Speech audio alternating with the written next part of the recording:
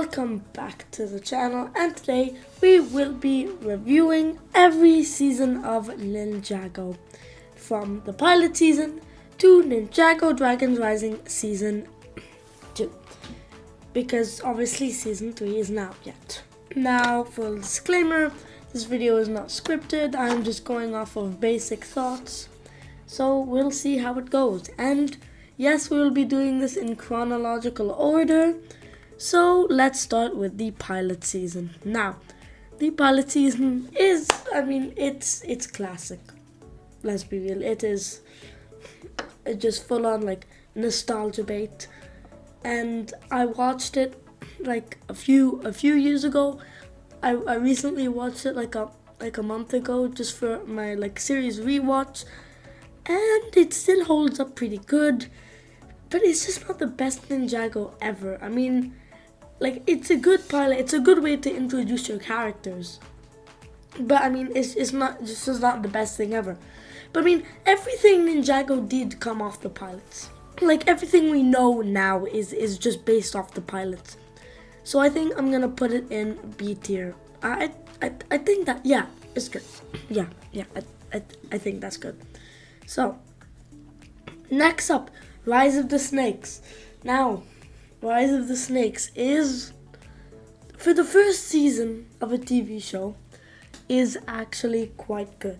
And like, people just forget how many things was happening, like during the runtime. Like, you had the Fang Blades, True Potential, like the Serpentine tribes, like just like massive.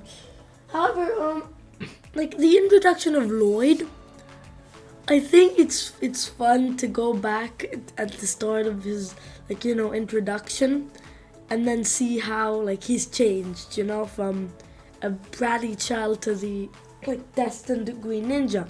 So I think that was also very, very interesting to see. And I mean, the reveal was surprising. I did watch season 11 before season 1 though, because that was the only season on Netflix at the time. So I knew Lloyd was the Green Ninja. I just wish I got to experience that. And speaking of experiences, episode 7 TikTok was probably like one of the best episodes in the early Ninjago series, just because like the pure shock. I mean, like, obviously I knew Zane was a robot, but I mean that flashback and the music, just amazing, really amazing stuff. So that's why I'm gonna put Rise of the Snakes in front of Master of Spinjitzu. Like I said, the pilot. Like I said, it's not the best thing ever. It's definitely not the best thing ever. However, I think I do believe it still holds up today, not animation wise but story wise, and this is a really big setup for Ninjago as a whole. So I think this is good. I think this is good. Now we go to season 2, and oh my god, it is like amazing. I mean, the final battle arc was amazing, like one of the best arcs in Ninjago ever. We also got, the filler episodes were pretty bad. I mean, like some of them are just pure fun. However, some like Child's Play is just so slow. So I think that I would rather take this and put in 18. Now, it is so close to being an S tier. However, the thing that's stopping it from being an S tier is just that it's kind of, it's just the filler. The filler is really what's stopping it from being like really good, So I think that I think my decision here is good. Yeah. So rebooted. So this is gonna be controversial. I don't like rebooted at all. I don't like Zane. I don't like Zane's sacrifice and all was like top 5 best scenes in Ninjago ever. I mean, the season 1 music comes back, like the animation, like it pops off, and it's just great. But the and like I love the beginning too, but the middle part's just so slow. I mean, like Borg Tower gets raided twice. The Overlord comes back like 3 times. It's very repetitive, basically. Like, there's just so many cliffhangers, and not to mention, like, for a revival, this is not what you want for like a revival of a show, right? I mean, like, if you're gonna set expectations this low, like, and you can see it in like the viewership. I can't show it now, but like you can see it in the viewership, like of the seasons, and I think that is very important when like you're making an animated series. Like, you gotta keep people hooked. You gotta keep people watching. But I know a lot of like people stopped watching Ninjago after this, and not to mention its poor release dates. I mean, like rebooted released on Cartoon Network like in like 2-month gaps. Like, that is insane. So yeah, and I mean, Zane's character arc was pretty good. Kai really wasn't that.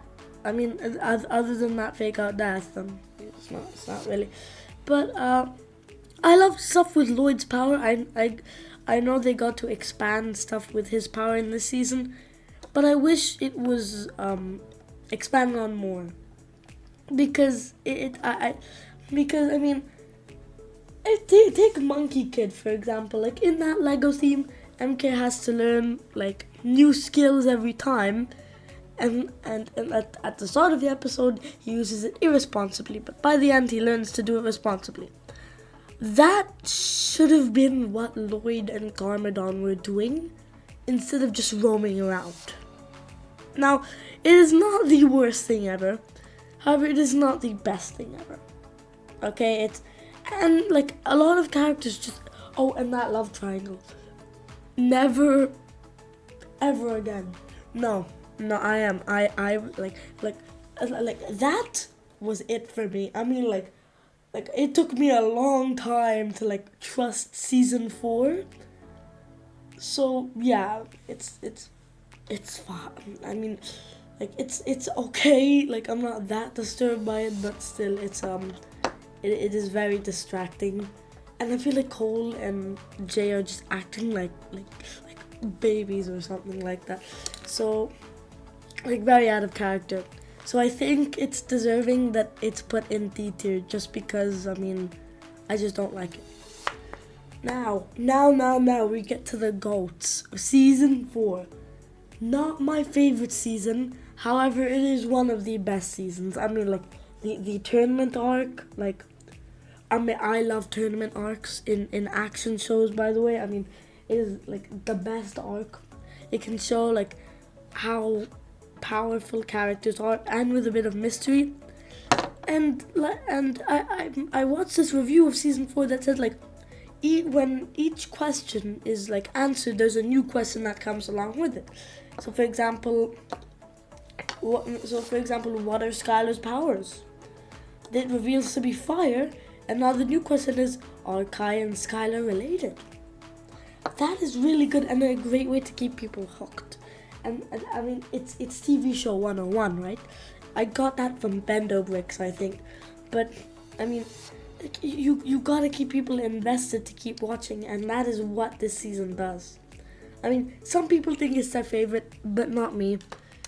Zane coming back was okay. I mean, it was fine. I didn't mind. Like we were all expecting that. To be fair, we were all expecting him to come back. All right, like there was no way he was gonna get killed off, right? So, I mean, the way it transitions into like the season is pretty good actually. Like in the beginning, I mean, like it's interesting. It's interesting to see where all of the ninja like split up after Zane's death, because like it's a big deal. So obviously it should be like not appreciated more, but you know what I mean. It should be like a huge impact, on the team as a whole.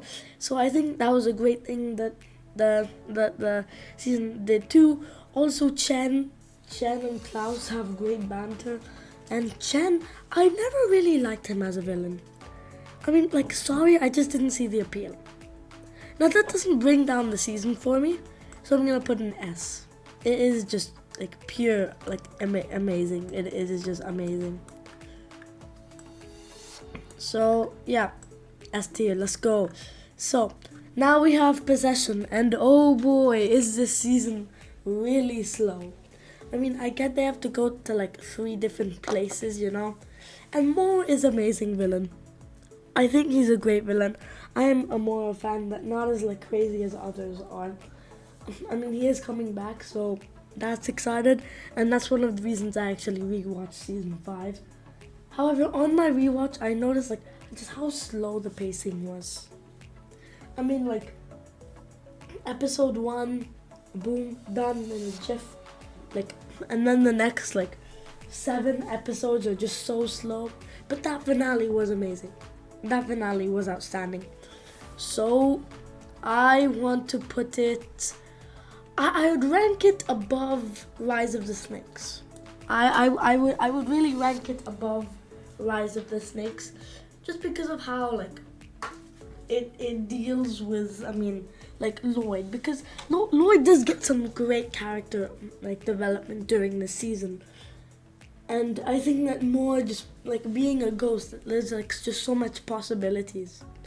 And the animation, people are saying at the time, animation was amazing for 2015. So good job, Lego. You did good.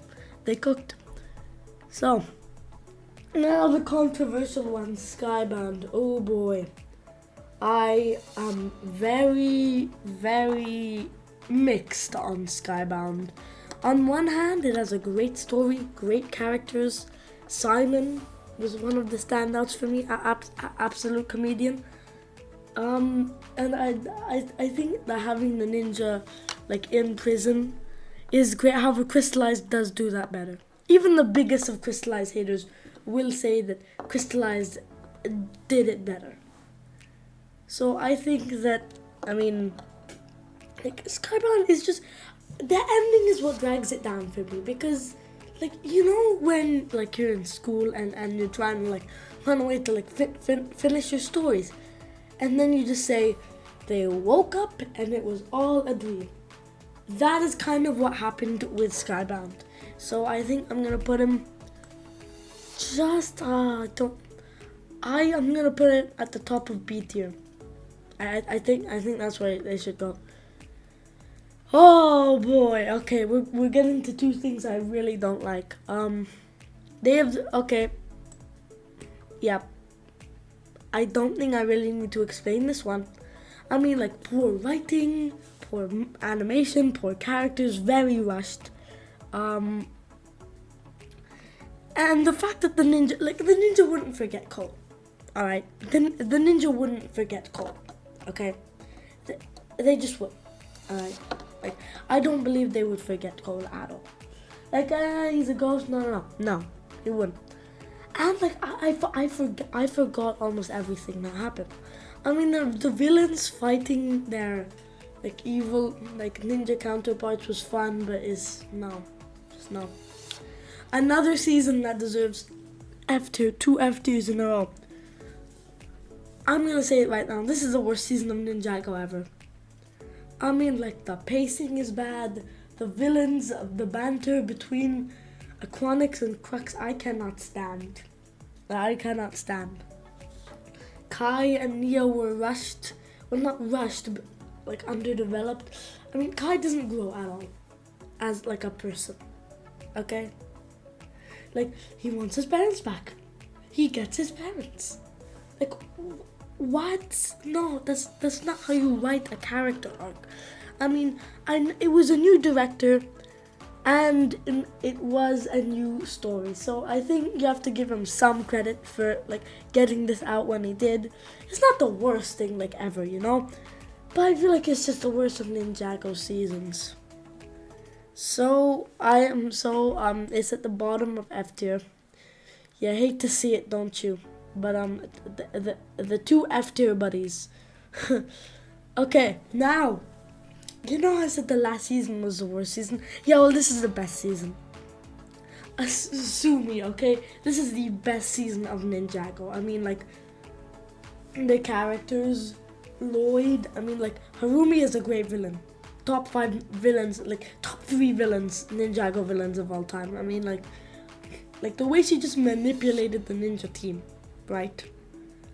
I mean, like, and the fight between her and Lloyd, and the reveal in the Game of Masks episode, perfection. And Cole was funny too. He was really funny, and almost everyone gets something to do here. The only thing I don't like about is Zane's fake out death, but I mean, yeah, I can manage that. But the fight between Mr. E and Zane was brutal. Like that, like was like just the most brutal fight in the show, and it's no secret they did it, but like with robots, you know. So that is just wild. So you know what goes above Tournament of Elements. Amazing season, guys. You really pulled off a great one. Such a comeback from season. So, I mean, like, the bottom, top. It's really weird. Okay, so next one, Hunted. I'm gonna be honest. Hunted is good, but it's only good in the end and the beginning. The middle is kind of meh. Green Destiny is probably my favorite episode of the show. Like, period. I mean, like, it's just amazing. I mean, the music, like, everyone has something to do here. The ninja takedown, the 4 OG ninja take down the Titan. It is wild. Lloyd fights Garmadon again, which is just such a great homage to, like, the end of season 8. You know, it's just like it's just amazing. I wasn't really interested in what they were doing in the first round, because I mean it just felt like, I mean, like, every location just looked so similar. Like there's no distinction between, like, places. Like, you have to really, like, pay attention, or else you wouldn't understand, like, where they are, you know. And I mean, Iron Baron, Iron Baron was, I mean, it's a great villain. He probably earns the title of the most underrated villain, in my opinion. So I want to put it, I'll put it in between Legacy of the Green Ninja and Possession, because I think that's where it should go. Yeah. Sons of, March of the Oni. It should go in C tier. It should go in C tier.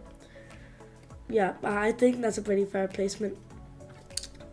Now we got season 11, and oh boy, it's very, very underwhelming, shall I say. I mean, like the fire chapter is a fun watch. It's silly. It's like comedy, you know. Like, if you just want to, like, kill time, it's a great way. However, the ice chapter is just where everything falls apart. I mean, the ice chapter is just so slow, and, like, you know that environment problem, like in Hunted, I said, you know, like, the backgrounds weren't really, like, that well, like, distinguishable, and you had to really pay attention. Yeah, well, even if you pay attention, you're not gonna know where anything is. Alright, the Great Lake Village, the Formling Village, they look the exact same. Like, have some distinction, please. It's just so, like, weird. You know, and Kai and Nia have a powerless arc. No, it's not cool. I mean, they tried to give Kai some attention, but it's just not really okay. So I'm gonna put it, I don't want to put it in F tier. I'm gonna put it, it's not as bad as, I'm gonna put it at the end of D tier. I enjoy the fire, just because of the fire chapter. if it was just the ice chapter, it would probably be my least favorite season. But the fire chapter, yeah, it did save it for me. Now we get Prime Empire, and oh boy, do I have a lot of problems with this season. Like, I mean, I said it in my video, in one of my videos previously. Prime Emperor has a few problems, alright? I mean, first of all, the pacing is horrible. The character arcs are like all of the same. The ninja don't have any character arcs. Jay didn't get any focus, which is what I just completely don't get. I mean, if you have a main character, you have to give him like a big focus, you know? But that season didn't do that. So I'm gonna squeeze them right in between Day of the Departed and Hands of Time. I just really don't like Prime Empire. It's just meh. Then, Cole season, Master of the Mountain. It is amazing. It is great. I mean, like this is how you do a main character season. Like Cole, he doesn't go on any arcs, but it just shows us how like fierce and brave and what a leader Cole is. I feel like this season encapsulates everything that Cole is. And Cole fans were very excited. I mean, one of my friends is a massive Cole fan, and he was so hyped for when the season dropped. So yeah, and that time I wasn't even interested in Ninjago, but I mean, like looking back on it, it was, yeah, he was totally right. It is hype. So we're gonna put it. Where should we put it? I think at the bottom of S tier would be good. I mean, it's better than all of these. So yeah. So yeah. Now we get to another TV special, The Island. Oh boy. Okay. Now, it is probably the best TV special out of all of the three. However, it is just like I think, okay, I'll put it at the top. No, I'll put it in between Skybound and Rise of Rise of the Snakes and the Pilots, because it is like Lloyd is pretty good in this season. The sets were pretty meh. I mean, I never got that island Cole, by the way, and that was just so frustrating to me as a minifigure collector, because it was in this like the most expensive set of the wave. I mean, it was pretty good. So, it's not the best thing ever, but it's also not the worst thing ever, you know. So I'm putting it in B tier. I think that's fair. That's fair, right? Yeah, that's fair. Now we get to Seabound. Oh no. Okay, this is probably earns the title of the most forgettable season. No, and for a good reason. It's really confusing to like memorize. Like, okay, I'll tell you the entire plot. So, the ninja are in a village trying to save people. Nia's powers are malfunctioning, and then Kai calls their parents to come over to help, but then Nia decides she has to go underwater to figure out what's wrong with her powers. I think that was a mistake there. Then Maya sneaks on board and they go to that temple. They get captured. The ninja come and rescue her. Yeah, I don't remember what happens after that. You see, it's just very forgettable, and that's not a good sign. So I'll just put I do enjoy it more than A March of the Oni, so I'll put it at the top of C tier. Now we get to, oh boy, I'm gonna be so controversial right here. Crystallized, despite what everybody says, is amazing. I like a lot of like everybody I know just says Crystallized is horrible, but it's not horrible. I mean, like once you deep like dig further, yeah, it looks horrible, but it's just pure fun. Like it encapsulates everything Ninjago. It's a love letter to everything Ninjago. Like you got Samurai X back, Skylar, like the dragon armor from season 9. Like this season has everything, has like everything from one season. I can't summarize it all, but like Lloyd's only form, yes please. I mean, like even though he used it for only 2 seconds, it was like such a great 2 seconds, man. So I might get cancelled for this, but who cares? I'm putting it at the top of A tier because it deserves that. It deserves that, man. Like the first part is better than the last part, but that ending is so good. And I feel like the Overlord shouldn't come back. If he comes back in Dragon's Rising, I'll be mad. But yeah, even regardless if he's Raz's master. But anyway, so that's it for the main Ninjago series. I mean, like this, like at the end of 2022, yeah, I think this would be good. However, we have 2 more seasons left. We have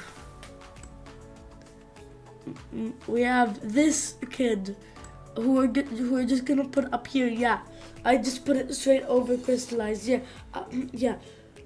So this thing is amazing. I mean, there's so many new characters. Eren, Sora, Wildfire just bring so much new and fresh life to the show that we haven't had since like Nia came on the ninja team, which was like at the time 8 years ago, if I'm correct. So it was like such a breath of fresh air. I think that's what people were calling it. It's just like pure fun and amazing. And Wildfire and Kai are the like funniest and best duo in all of Dragon's Rising. They are just so good. Like, and then Lord Raz, like this season introduced Lord Raz, like the GOAT of Ninjago villains, better than Harumi. Yeah, I just went back on my own words. Better than Harumi. So yeah, amazing, top tier, fun. Let's go. So yeah, it is definitely deserving of this spot. I mean, like one thing that they did was introduce a lot of dragons, and dragons it was, man. Dragons it was. Like I'm like, oh, there were only evil dragons in like Ninjago, like not masters. Like after Masters of Spinjitzu, going into Ninjago, they barely had any dragons and elemental powers. It was just Spinjitzu, so that's great.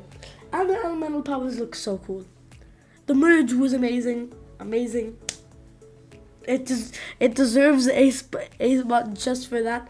So yeah, amazing season. Doc White, you and Kevin Burke cooked. Next, finally, we get to Dragon's Rising Season 2. And it shall go. Yup. Up here. Like top 3 Ninjago seasons of all time. It is better than Master of the Mountain. I think that part 1 is better than part 2 story-wise. However, character-wise, part 2 just rules it. And the new tournament. You know, I think it's funny how like 2 of the tournament seasons are up here, you know. What a coincidence. But yeah, it is just amazing. I mean, Eren's arc is probably one of my favorite arcs of all time. That it is like Eren's like evil arc. I know a lot of you have been commenting Eren's not evil. I know you have. I get where you're coming from, but okay. So I think that's it. Yeah, we've done every single season. I've been talking for 13 minutes straight now, and my voice hurts. So thanks for watching. This is my longest video ever. So this is the final list. So I'll post it maybe on a YouTube, like I don't know what it's called fully, but yeah. So yeah, it was amazing. So see you all next time.